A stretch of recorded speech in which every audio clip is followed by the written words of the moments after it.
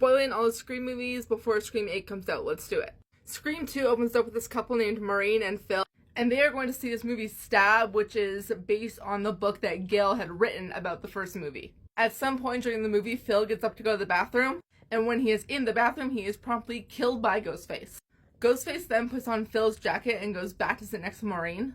And when a character is stabbed in the movie, Ghostface leans over and stabs Maureen. Maureen crawls up onto the stage and screams before dying, and then the opening credits roll. Now we cut to a college and we see our girl Sydney.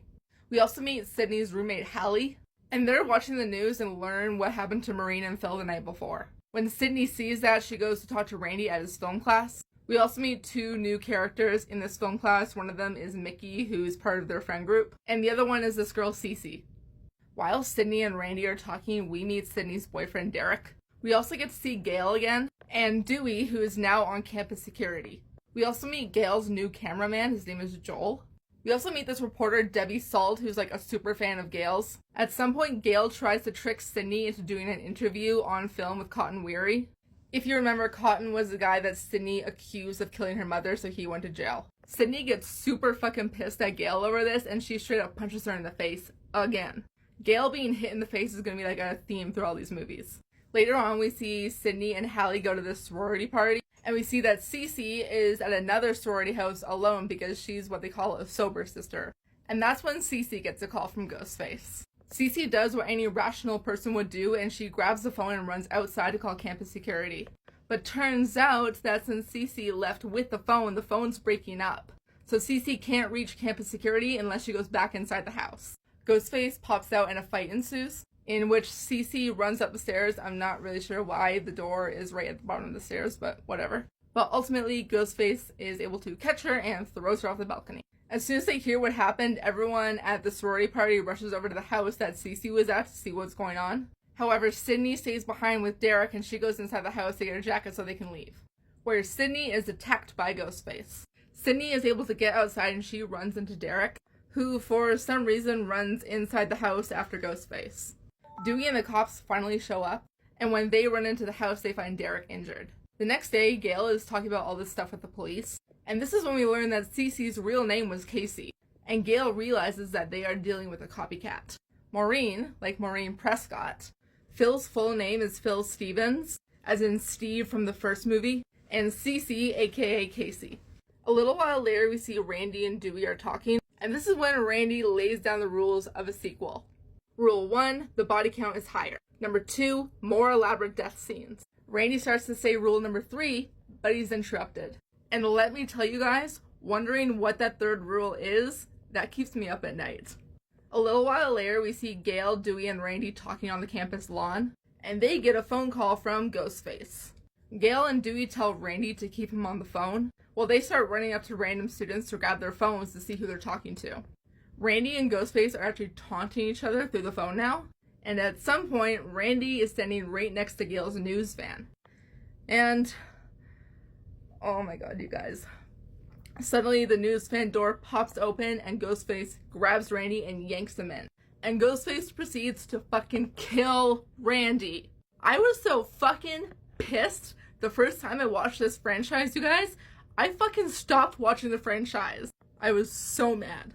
Gail and Dewey then find Randy in the van. And this is when Joel comes up to Gail and he says, hey, you know what? I just read what happened to your last cameraman in your book, and I'm fucking out. I'm gone. And he straight up leaves. Joel is definitely one of the smartest characters in horror, I am convinced. Throughout all of this, Sydney has been telling Derek to stay away from her, because she thinks that both the killer's gonna hurt him, or, thanks to Billy in the first movie, her boyfriend's gonna be the killer again. At some point, we get this really amazing scene where Derek straight up gets on top of the cafeteria tables and starts singing that song, I Think I Love You, to Sydney.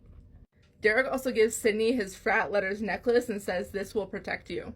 Later on, we see Gail and Dewey go to like this area of the college where all this like computer tech stuff is, and they start going through the footage in hopes of finding some sort of clue. One thing leads to another, and we actually see Gail and Dewey start making out, until suddenly the footage switches to viewing them as they are right then and there, meaning the killer is watching them in that moment. They look up some stairs that are there and they see Ghostface in this booth. So Dewey gets up and starts running up the stairs without a gun. Don't know why. He doesn't find anyone up there, but suddenly Ghostface pops up behind Gale. She starts running and a chase scene ensues. Gale runs into this tech room that has a big window showing the room next door. While Gale's looking around for the killer, Dewey runs into the room next door.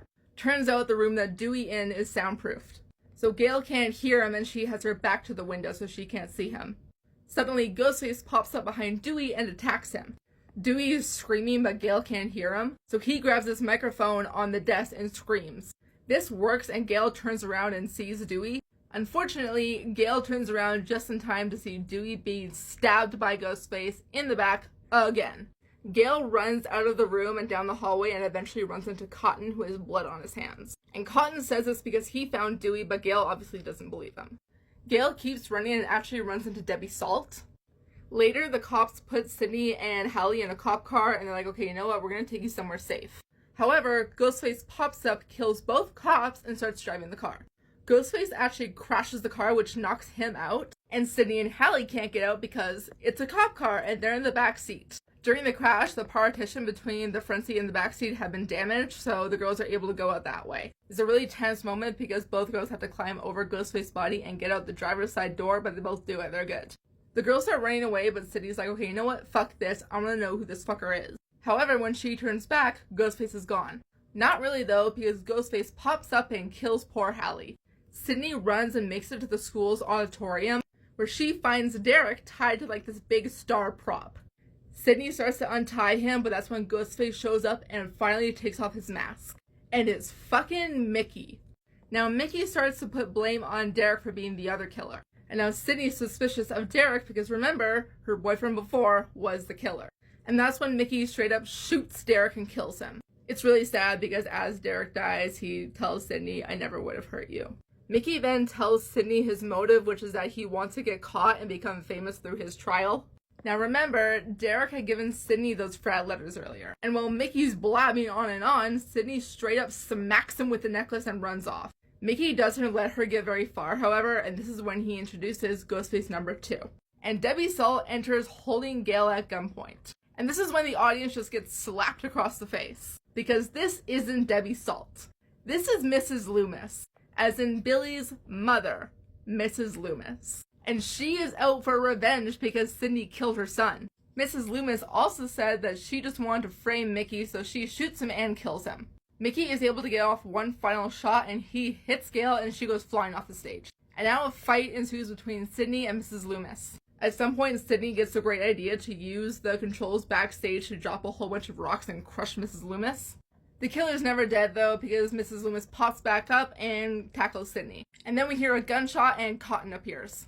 Earlier, Cotton had really wanted a paid interview with Sidney and Diane Sawyer. Mrs. Loomis is now holding Sidney in front of her like a shield. And she's reminding Cotton of what Sidney did to him. And this is when Sidney tells Cotton, yes, we can do the interview. And this is when Cotton shoots Mrs. Loomis and kills her. We see that Gale is okay, of course she is, and she and Sidney are now holding both of the guns. And psych, because now Mickey pops back up, still alive. And Sidney and Gale straight up just start firing at this lunatic. Now he's really dead. Sidney also shoots Mrs. Loomis in the head to make sure that she's really dead. We cut to outside and we see that Joel's back, ready to be the cameraman again. And we also find that Dewey's still alive. Reporters swarm Sidney, but she's like, hey, you know what? Talk to Cotton because he's the real hero here. And that's it. The movie ends.